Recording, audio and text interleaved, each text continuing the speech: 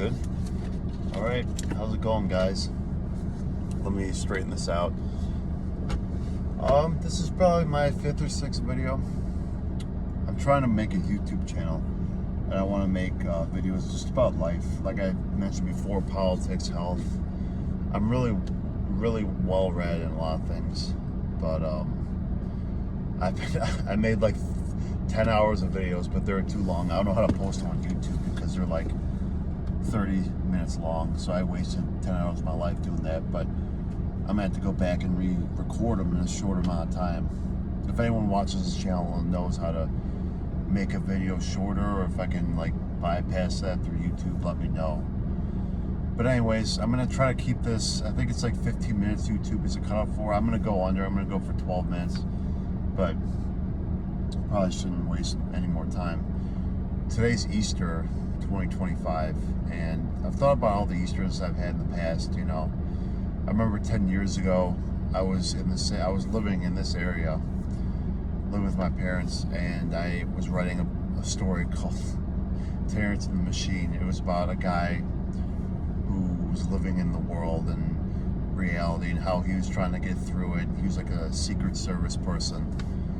And it was actually a good book. I started it, but I never finished it.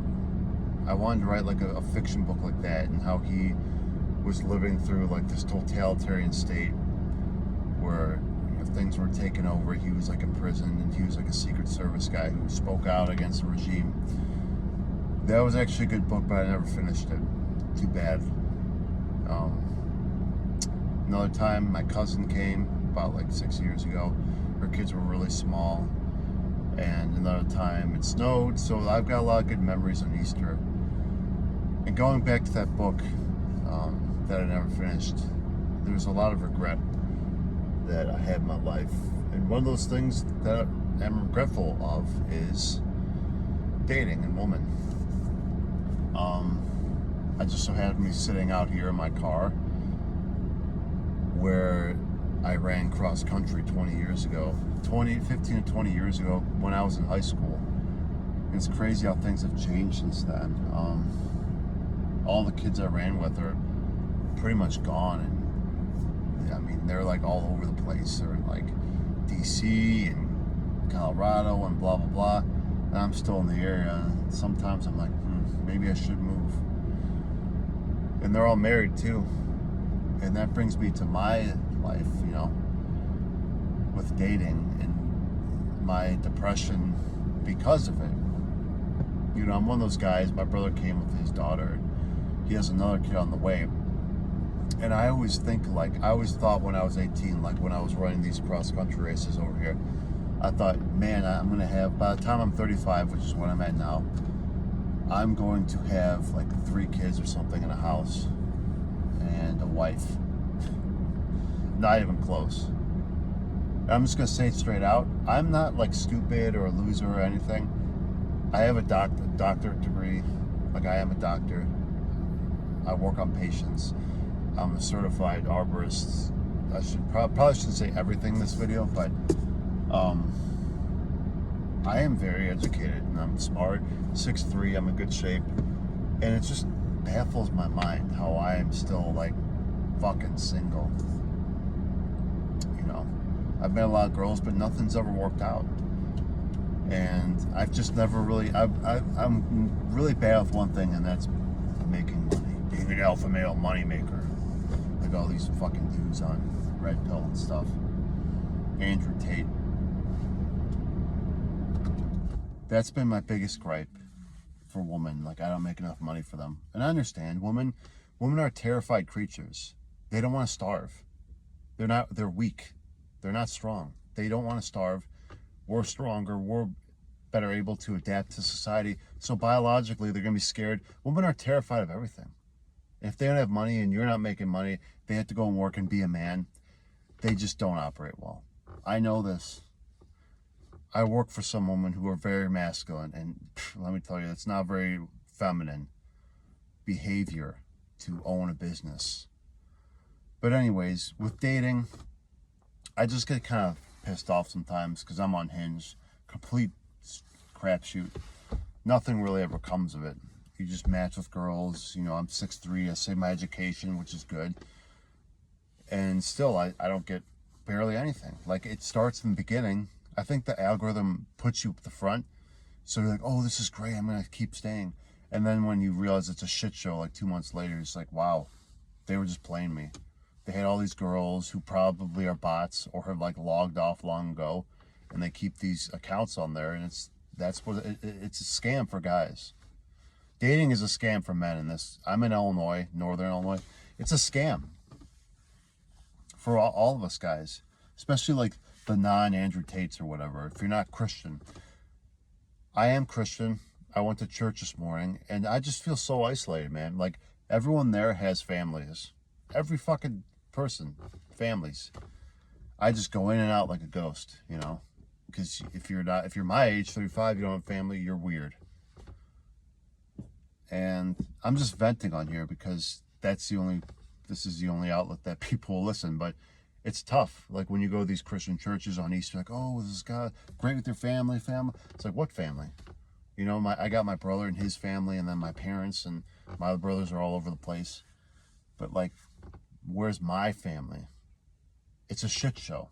It's a fucking shit show. You know, I'm talking to some girl from Texas. I talked to some people on Hinge, but it's just crazy how this has come to this, and how our society's degraded. We've completely fallen, especially like the white suburban class or whatever. We're being taken over by like Mexicans and Indians. These people actually have kids, and they have traditions. They have like 4 or 5 kids. That's why we're being overtaken, because these dumbass.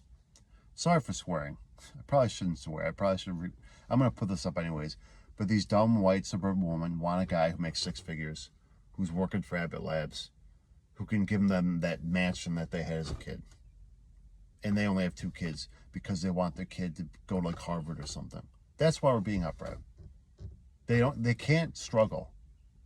These suburban white girls and Asian, whatever, if you're just suburban girl, you cannot struggle. You're always going to look for the sugar daddy. And that's what I'm finding. And when I'm talking to the young guys here, when you're on these apps, it's like going to an arcade, right? You're playing a video game, you're playing games, you're getting these tickets, right? You get like 500 tickets, and the more you win these games, all these arcade games, you get these tickets, you earn them. And then by the end of the night, let's say you have like 700 tickets. You collect these tickets, and there's all these cool freaking there's these cool prizes up there, right? There's like a Nerf gun, there's a small basketball hoop set, there's a hockey stick.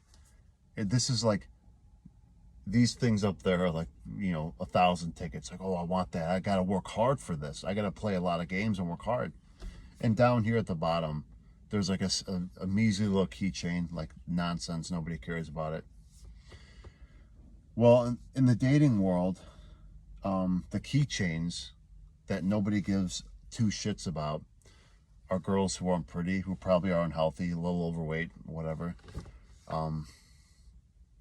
Don't have much, and probably 80% of the dudes. The dating apps are like this arcade prize table over here, where all the toys are.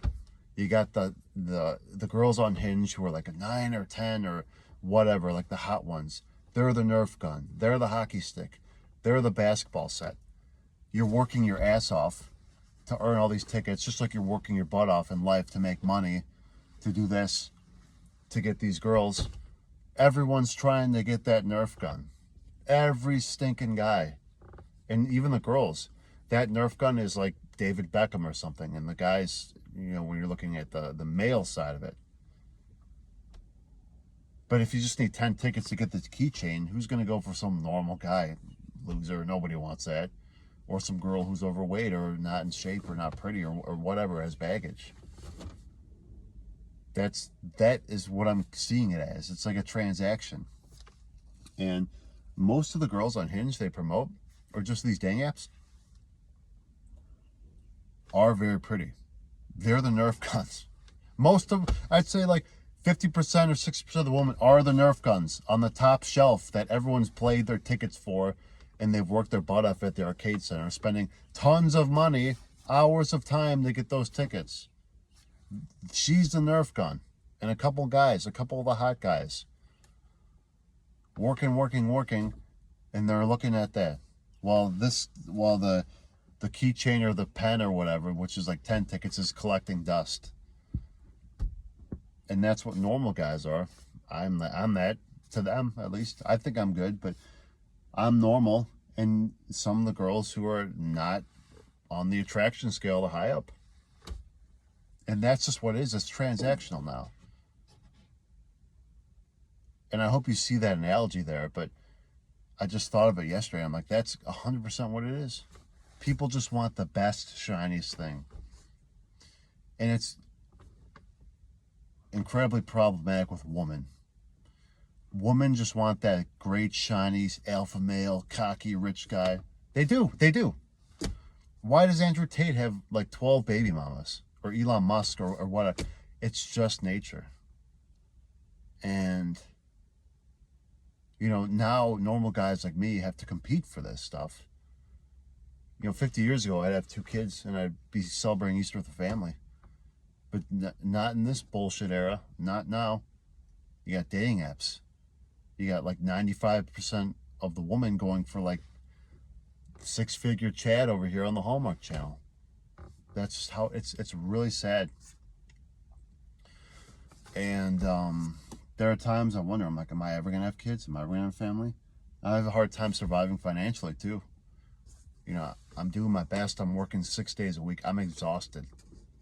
But I'm healthy and I take care of myself, and I'm hoping that I can manage stuff, right? I don't eat like pesticides or GMOs or like get vaccines or drugs. I don't do that stuff. Very natural, and I'm in the best shape. Like for a 35-year-old, I'm in better shape than 99% of them. But still, like, just in the West, I guess you call it the West, in the Western world, dating is just garbage. It's complete garbage. If I were maybe 30 years older, I would have a much better life. You're not competing with illegals for housing. Things were cheaper. You don't have to work working 6 days a week back then, nobody did that. Because you could afford stuff. Women would just be okay with the guy they're with. No dating apps. They didn't know the options and the opportunities out there. They were like, oh, Chad's over here.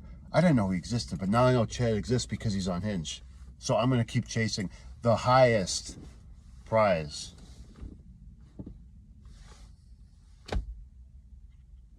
And that's dating. And for young guys, I want to keep this short because I don't want to get cut off by YouTube. For young guys, as I sit here in one of the old parks I used to run cross country with, and a lot of my friends I know, they're doing great. They're getting married and stuff. I was the only one on my team that hasn't like found the relationship gold mine. But the problem with me was I didn't get started early enough. I didn't know early enough how to talk to women. I didn't, like, in college I had so many opportunities. Could have been married like right out of college. But I didn't know how to talk to women. It was like trying to speak Chinese. I didn't know what the hell I was doing.